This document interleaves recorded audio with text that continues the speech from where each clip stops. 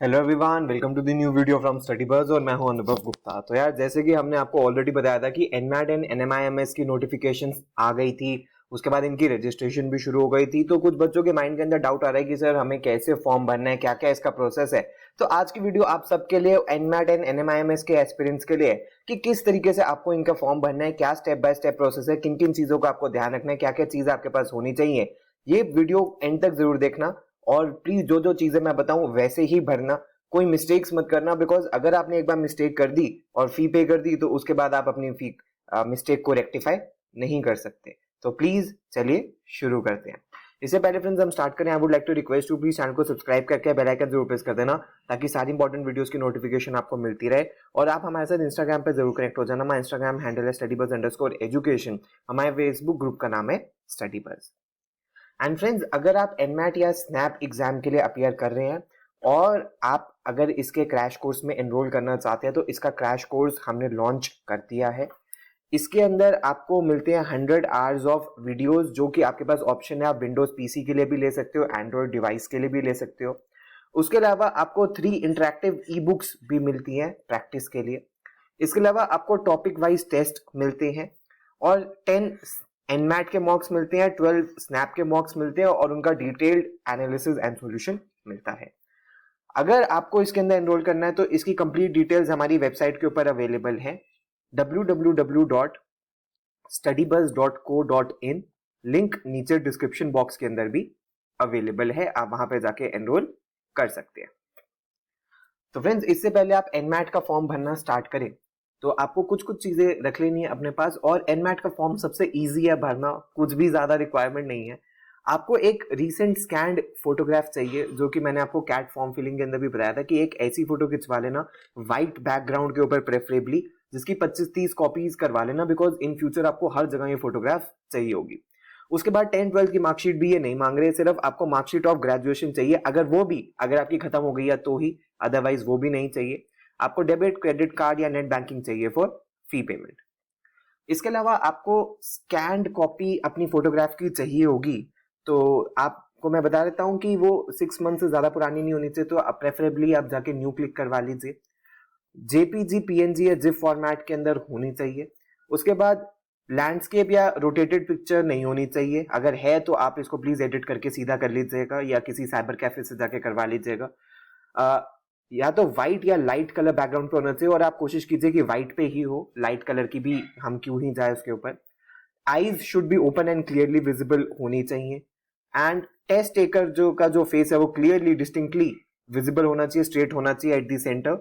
Shoulder tops should also be clear on the photo, इस तरीके से होनी चाहिए, आपके शोल्डर्स भी दिखने चाहिए। इस तरीके से आपको फोटो खिंचवानी है। अगर आप किसी भी डार्क बैकग्राउंड पे फोटो खिंचवाओगे तो वो वैलिड नहीं है। तो फ्रेंड्स, सबसे पहले आपको क्या करना है, आपको ये देख लेना है कि भाई एनमैट का शेड्यूल क्या है।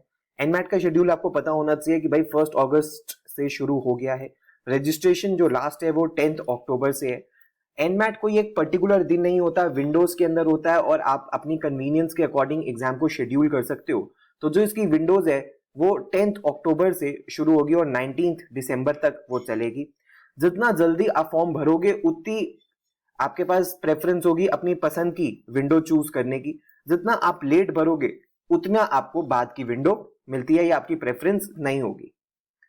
और साइड बाय साइड आपको एनमैट के बाद एनएमआईएमएस का भी फॉर्म भरना होता है, और एनएमआईएमएस का फॉर्म आपको एनमैट एग्जाम देने से पहले भरना होगा।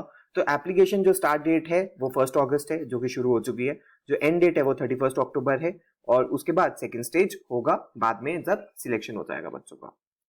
तो फ्रेंड्स, सबसे पहले अगर हमें एनमैट का फॉर्म भरना है तो हमें इस लिंक के ऊपर जाना है mba.com, और यहाँ पे आपको इस तरीके की विंडो देखने के लिए मिलेगी। लिंक नीचे डिस्क्रिप्शन बॉक्स के अंदर दिया गया है।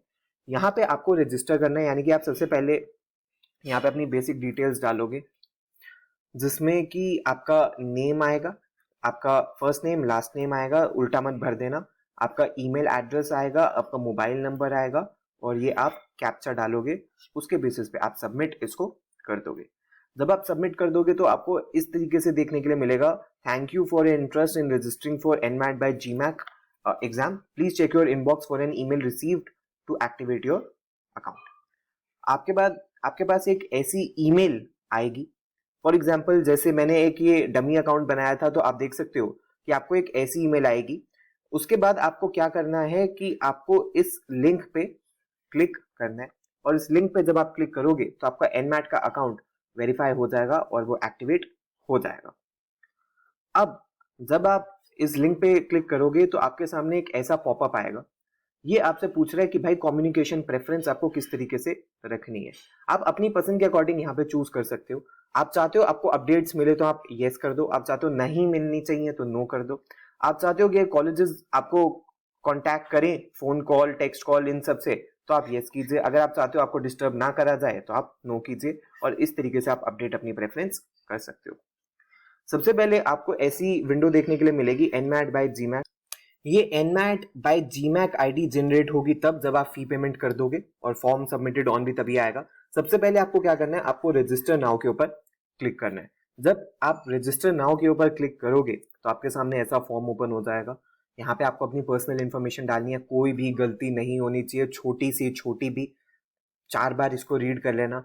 आप अपना टाइटल सिलेक्ट करोगे, मिस्टर या मिस, उसके बाद आपका first name, middle name, last name, gender, date of birth. Date of birth में प्लीज ध्यान रखना MMDDYY मत डाल देना, आपसे DDMMYYYY पूछा गया है। उसके बाद आपको अपनी एज ऑटोमेटिकली बता देगा। कैटेगरी आपको सिलेक्ट करनी है। उसके बाद आपको नेशनैलिटी बतानी है, और आपकी नेटिव लैंग्वेज कौन सी है वो बतानी है, और यहाँ पे आपको अपनी फोटोग्राफ अपलोड करनी है जो आपने स्कैन फॉर्मेट में रखी हुई है, जिसका मैक्सिमम लिमिट 1 MB है। तो अगर 1 MB से बड़ी है आपकी फोटो तो आपको उसको कंप्रेस करना पड़ेगा। जब आप इस तरीके से अपनी पर्सनल इंफॉर्मेशन यहाँ पे सारी डाल दोगे, और भी जो आपसे एड्रेस और ये सारी चीजें पूछी जाएंगी, तो उसके बाद जब आप नेक्स्ट पे आओगे तो आपसे कॉन्टैक्ट इन्फॉर्मेशन ये पूछेगा।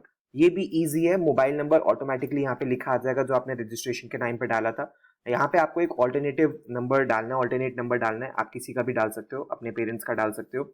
उसके बाद प्राइमरी ईमेल आईडी तो ऑटोमेटिकली यहाँ लिखी आ जाएगी। ऑल्टरनेट ईमेल आईडी ऑप्शनल है, आप डाल सकते हो अगर कभी रिक्वायरमेंट हो तो, आपके पास हो तो अच्छी बात है, वैसे मैंडेटरी नहीं है। उसके बाद थर्ड कॉलम आता है हमारे पास एजुकेशन एंड वर्क एक्सपीरियंस का। एजुकेशन एंड वर्क एक्सपीरियंस के अंदर आपको सिर्फ हाईएस्ट एजुकेशन डालनी है। आपको 10th 12th के मार्क्स इन्होंने नहीं पूछे।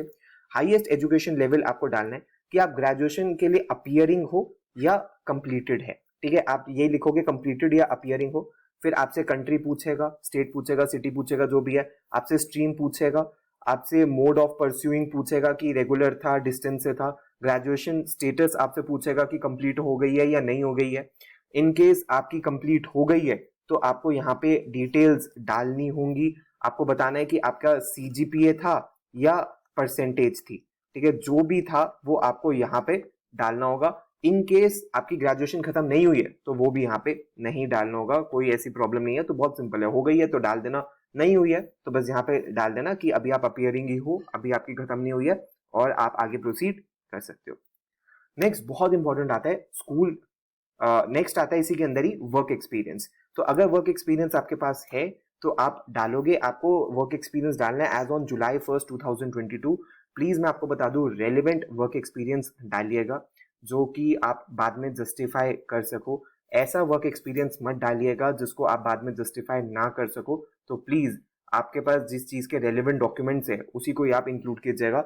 अगर आपके पास है तो आप यस क्लिक करोगे, अदरवाइज नो। आप टाइप ऑफ एंगेजमेंट बताओगे, सेक्टर बताओगे, इंडस्ट्री बताओगे, कितने ईयर्स और कितने मंथ्स का है आपका, वो सब आप यहाँ पे डालोगे। बहुत केयरफुली इसको डालना। जब आप वर्क एक्सपीरियंस डाल दोगे उसके बाद अब आ जाता है सबसे इंपॉर्टेंट कॉलम, स्कूल प्रेफरेंस का। स्कूल प्रेफरेंस में जनरली बच्चों को क्या लगता है कि हमने अब यहाँ पे जो कॉलेजेस सिलेक्ट कर लिए उनके अंदर हमारी एप्लीकेशन चली गई। नहीं, आप क्लियरली रीड कीजिए इसकी इंस्ट्रक्शंस। ये लिखा गया स्टेप 1 ये है कि आपको एनमैट के अंदर रजिस्टर करना है, और जिन भी कॉलेजेस में आप अप्लाई करना चाहते हो उनको यहाँ पे आपको चूज करना है।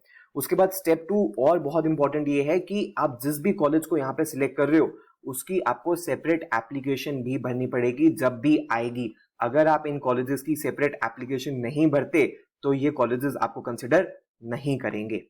फॉर एग्जाम्पल आप देख सकते हो, जैसे मैंने डमी भरी है कि आप फ्री चॉइसेस आपके पास 5 है, आप 5 चॉइसेस भर सकते हो। फॉर एग्जाम्पल मैं आपको जस्ट बता रहा हूँ कि मैंने क्या भरी थी। NMIMS जैसे फर्स्ट पे हो गया, उसके बाद SD बॉकनी हो गया, फिर TA पाई तापनी हो गया, IFMR हो गया, वॉक्सन हो गया, या KJ सुमाया भी भर सकते हैं, या और भी आप जितने भी कॉलेजेस ऐड करना चाहते हैं आपको यही ऐड करने पड़ेंगे, और उसके बाद हर एक कॉलेज का सेपरेट फॉर्म भी भरना है।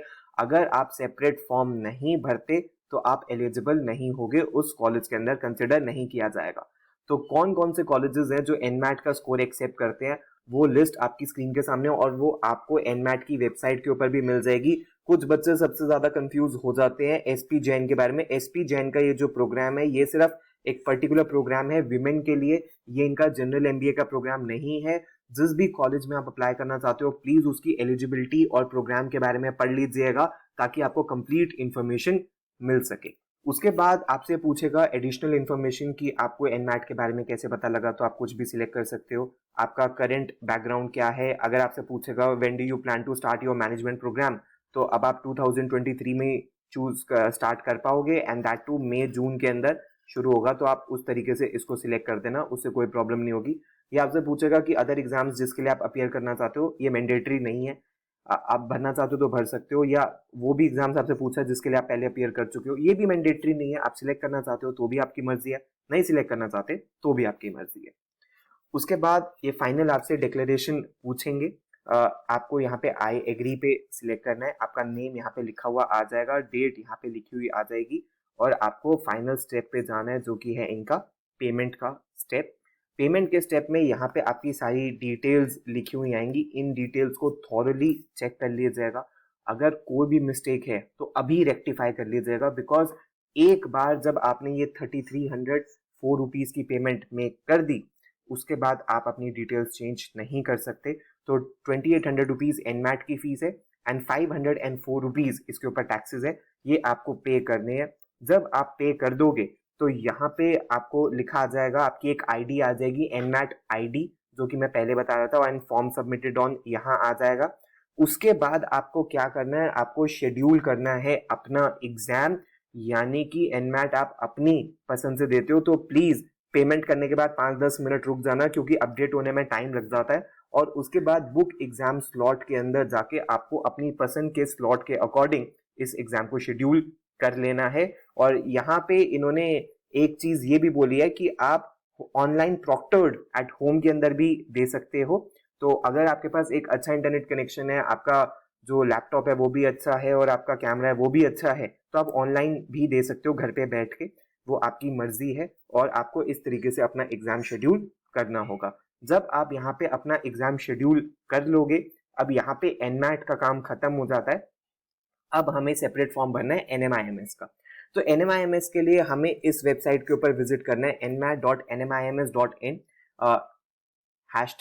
#STEPY, और यहाँ पे आपको स्टेप 2 पे आना है। यहाँ पे स्टेप 1 पे आएगा, स्टेप 2 पे आपको आना है, और यहाँ पे अप्लाई नाउ पे आपको क्लिक करना है।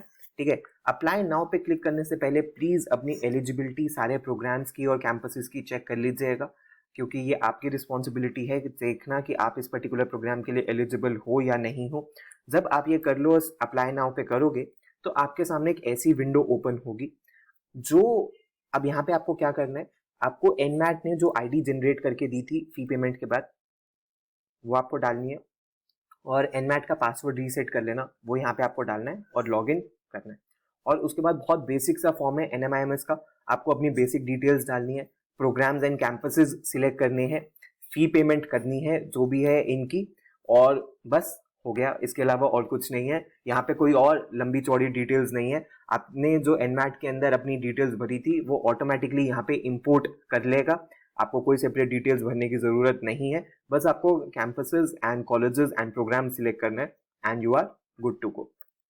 अगर फ्रेंड्स हम कॉलेजेस एंड कैंपसेस के बारे में बात करें, स्पेशली एमबीए के बारे में, तो एमबीए इनके जो मुंबई कैंपस है उसके अंदर इनके पास 600 सीट्स है, जहाँ पे ये स्पेशलाइजेशन देते हैं finance, marketing, operations and decision making के अंदर। एचआर वाले प्रोग्राम के अंदर 120 सीट्स हैं, बिजनेस एनालिटिक्स के अंदर 120 सीट्स हैं, डिजिटल ट्रांसफॉर्मेशन में 60 सीट्स हैं, बेंगलुरु कैंपस में 240 हैं, हैदराबाद में 240 हैं, नवी मुंबई में 180 एंड इंदौर में 120 है। टोटल 1800 सीट्स हैं इसके अंदर। और अगर हम कट ऑफ्स के बारे में बात करें तो लास्ट 2 इयर्स का डेटा आपकी स्क्रीन के सामने है। मुंबई का जो एचआर वाला प्रोग्राम है, मुंबई और एचआर जो MBA और HR वाला प्रोग्राम है उनकी कट ऑफ बिल्कुल सेम रहती है, दैट इज समवेयर अराउंड 235। तो अगर आप 235 प्लस मार्क्स एनमैट में ले आते हो तो आपको यहाँ से कॉल आ सकती है। बट कट ऑफ हर साल वेरी करती है बहुत सारे फैक्टर्स के ऊपर, तो इस साल देखा जाएगा क्या कट ऑफ रहती है। उसके बाद बेंगलुरु की 230 थी और 224 इस साल, हैदराबाद की 200 थी और 210, नवी मुंबई की और बेंगलुरु की सेम थी जो 230 और 224 हो गई थी इस साल, लास्ट ईयर 230 थी, एंड इंदौर की लास्ट ईयर 200 थी जो कि इस बार बढ़ के 210 हो गई थी। बट कट ऑफ हर साल चेंज होती है, इस साल क्या रहेगी वो डिपेंड करेगा। तो फ्रेंड्स ये थी complete details NMAT and NMIMS के बारे में। इस तरीके से आपको फॉर्म भरना है, प्लीज कोई भी मिस्टेक मत कीजिएगा। अगर आप क्रैश कोर्स में एनरोल करना चाहते हो तो हमारी वेबसाइट है, यहाँ पे आपको कंप्लीट डिटेल्स मिल जाएंगी। प्लीज हमारे साथ इंस्टाग्राम पर जरूर कनेक्ट हो जाएगा। अगर आपकी कोई भी क्वेरी है तो आप हमें व्हाट्सएप या ईमेल भी कर सकते हो। So thanks a lot friends, all the best, God bless you.